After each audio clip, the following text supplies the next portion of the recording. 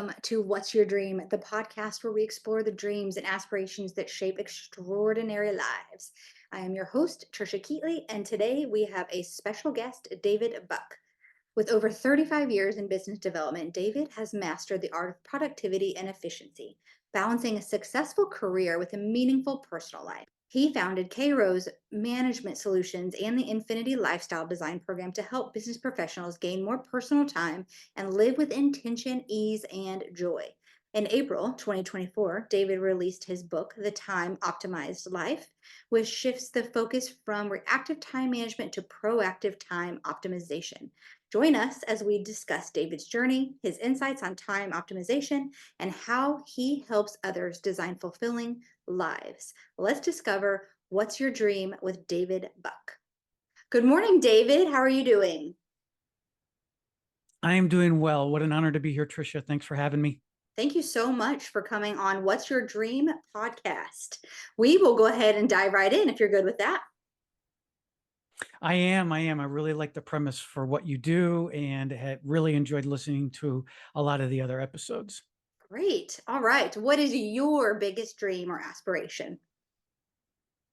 My biggest dream or aspiration is twofold. First, on the quote, my professional side of life, I want to help people save 1,000,000 hours of their time.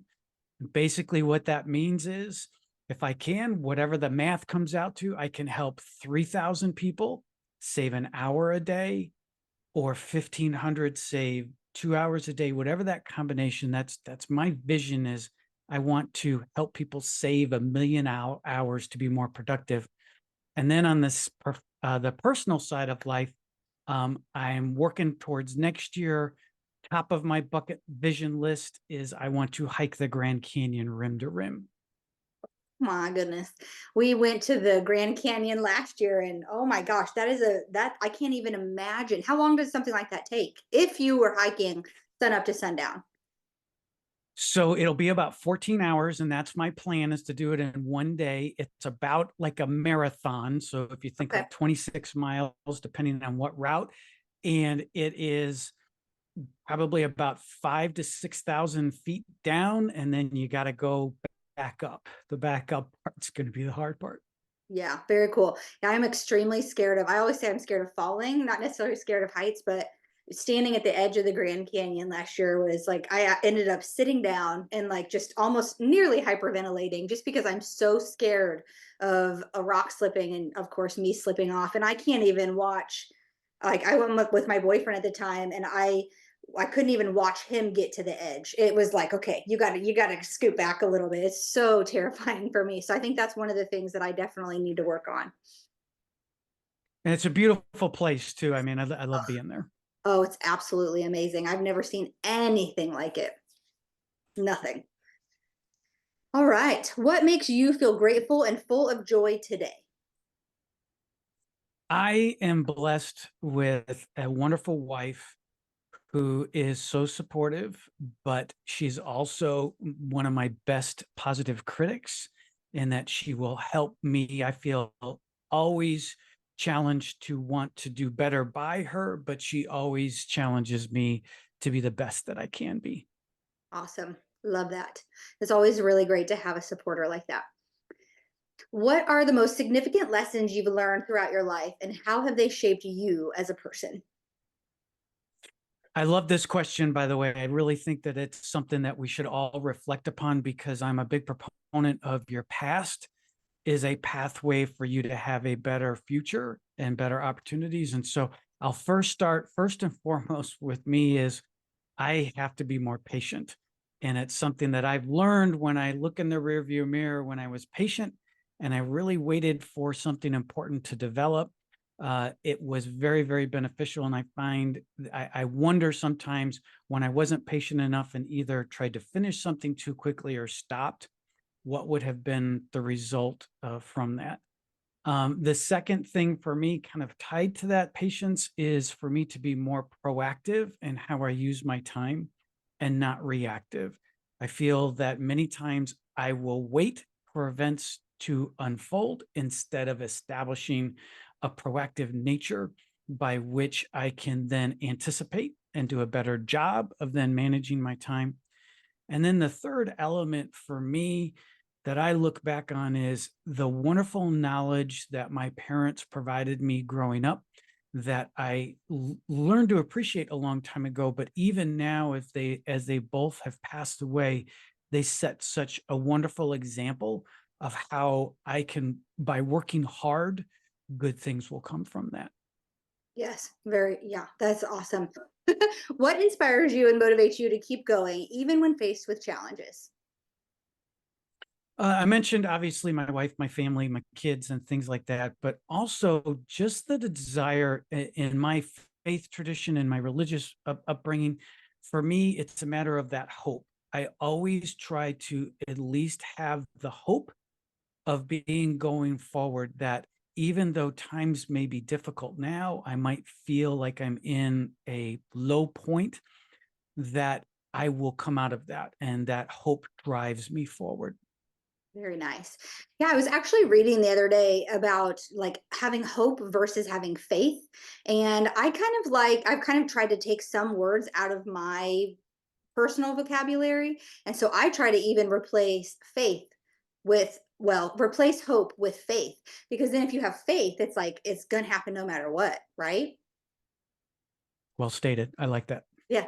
And I think it's just like, the word try, the words I can't, those kind of things. It's like just being more cognizant of what you're saying. And I think as far as you, because it seems like you're a time expert, it's like, how do we get more time? How do we create more time? And I think that people think that whenever they take a little bit of a break and maybe meditate or pray or whatever your belief is in around that, it's like the more you relax, the more you are actually beneficial to the rest of your workday if you have taken that time to slow down and you're not just thinking, and then you can just kind of be thinking about one task. Would you agree with that? I totally do. I am a big proponent of formal breaks. And I love the fact that you introduced like meditation or prayer. If that's not your thing, then you need to step away from what you're doing, whether that's going for a walk, but getting away from that just for the chance to let your brain calm down a little bit. And people find when they do that consistently, they come back to either starting a new project or taking up where they left off with a more fresh and energetic approach that lets them actually get it done probably quicker than if they didn't take that break. Yeah. And so I know that you actually wrote a book. And do you want to tell us a little bit about that? And you want to tell us a little bit about how you typically work with your clients? Sure. Thanks for that. So the Time Optimized Life was kind of written a lot through my own personal experiences, but also an assessment tool that I use with my clients called the time management analysis. And I want to have people flip the script from managing their time to optimizing their time. And what I mean by that is too many times when people manage their time, they're reactive. Something comes their way. They have a tendency to do the last in, first out. So they work on that and they get that done. And then they find the other things that were probably more important, they failed to do. And so then they have to try to figure out, well, how do I reschedule that into my life? And so I don't want people to, quote, manage their time reactively. I want them to do it proactively by optimizing. And that's going out, setting what you think your plan is going to be, knowing it's going to change. But the more that you set up what you think you want to do, the better you're able to negotiate when people want to come demand your time in order to help solve their problem. That gives you the opportunity to say either I'm there to help, or let's put it more in a time frame that's going to help me based upon my time schedule. Yeah. I think one thing I try to do, which is another word I don't like, right? Another thing that I do is in Right. the morning, I will actually write, like block off my schedule of all the things I have to do. And I think another thing kind of that you just brought up in my mind is something I should be doing is I have a list that I write every day. So I have a paper planner and every single day I have a list. And then obviously I take off whatever I did yesterday, mark it off the day before, and then rewrite it the next day. But what I should be doing is I should be actually writing that in a prioritized list So that way I actually am getting the stuff at the top of the list done. And these are the things that you think would be simple, like, duh, Trisha, you should have been doing that this whole time. But it's almost like these conversations are kind of what brings up the, oh, okay, that's another thing I could be doing to be a little bit more optimized, right? I love the fact that you do the list, you rewrite the list, and you have the prioritization. If you're a little concerned to say, well, how do I prioritize? One way you can flip that around a little bit is to say, what doesn't need to get done today? Mm, And so if I don't, so you can put those at the bottom of the list that says, okay, if I only do 3 out of 10 things, but I have to do those 3 things, then you other say those other 7 don't have to be done today. You can figure those out in a future time frame.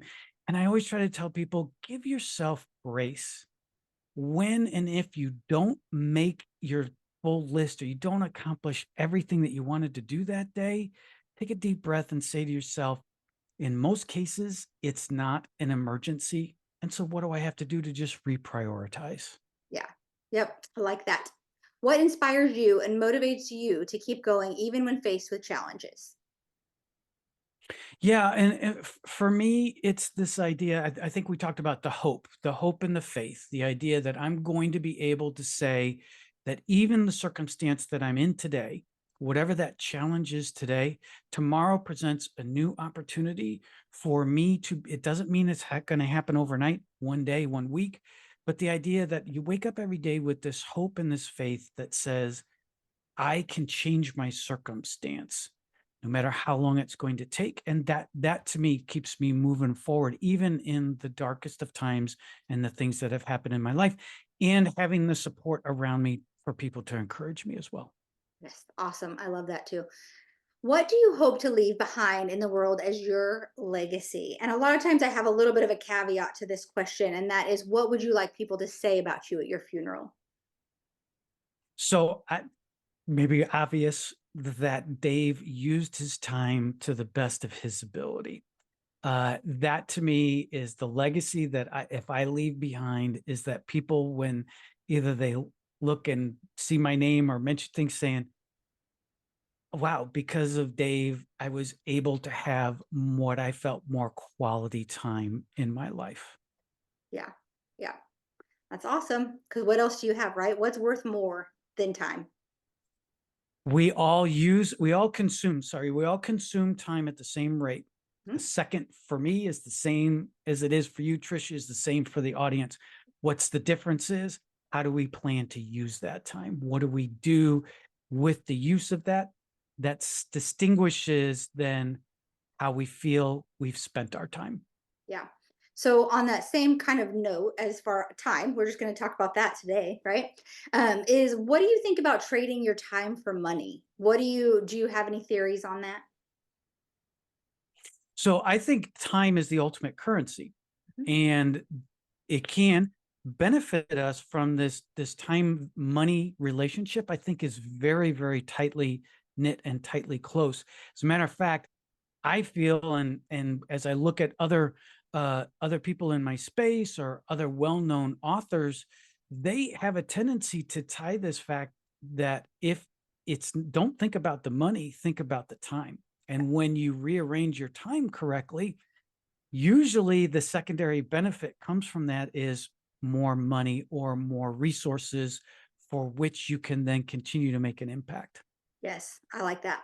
Great theory. I always try to get to this place of not trading my time for money. Uh, because you can't you the money might still be there, but may or may not, but the time is gone Yeah, one way or the other. You can't get that time back. exactly. What is one action you take every day to get closer to your dreams? Every day for me is a reflection. The beginning of the day is a reflection on what I did the previous day and what I hope to accomplish that day. It's a cycle that happens at the beginning of the day and at the end of the day. Because for me, my own individual purpose statement is to use the time as well as I can that God has given me. And so, therefore, I must challenge myself to continually review and evaluate what I've done and what I plan to do against that purpose statement. And that ensures that I'm living to hopefully the full potential I can get out of that. Awesome. So, what do you think it is that made your purpose be kind of around time and helping others make the most out of their time? So many, many years ago, many moons ago, I started in sales. My career was in sales. And I learned very quickly that my amazing good looks and outstanding personality weren't going to cut it in me being able to be successful in sales. And what I quickly found that I was not going to let anyone out prepare me when it came to prospective clients or clients. And then I also found that beyond the products that I was selling, when I managed my time well and also focused on how I can help my clients manage their time well, I found a lot of success. And that just stuck with me through my career and inspired me to say, hey, I'm going to step away from corporate life and help others in a more general and broad sense do the same in whatever occupation they have. Very nice. Yeah, it's always I always love hearing the story behind behind what you do. It's very nice. Is there anything else that you would like to share with our listeners today? So I would just simply say to anybody who has time challenges, time management challenges, they're just not sure. And maybe you think I'm poor in all my elements of time. What I ask people to do is pick one area. So if you think distractions cause you a lot of time management challenges, or if you procrastinate, or if you're not organized, start with one. What can I do to improve in that one area? And the amazing thing about it is you'll find you get really good in that one area. A lot of your other challenges seem to improve as well. So start in one area, focus on one area, and then let the rest fall in place afterwards. Yeah, that's awesome. Yeah, because it makes it not seem so overwhelming, right? And a Right. few years ago, I was like, "What is my main emotion that I keep ending up in?" And it was overwhelm because I wasn't using my time wisely. So I would definitely say find David Buck. The his website and all the information is in the show notes. And thank you so much for coming on today. Trisha, again, thank you. I really, really like this format. And but for me, it was just a lot of fun. I can tell because the time went quickly for me. Yes, awesome. Thank you so much. Thank you.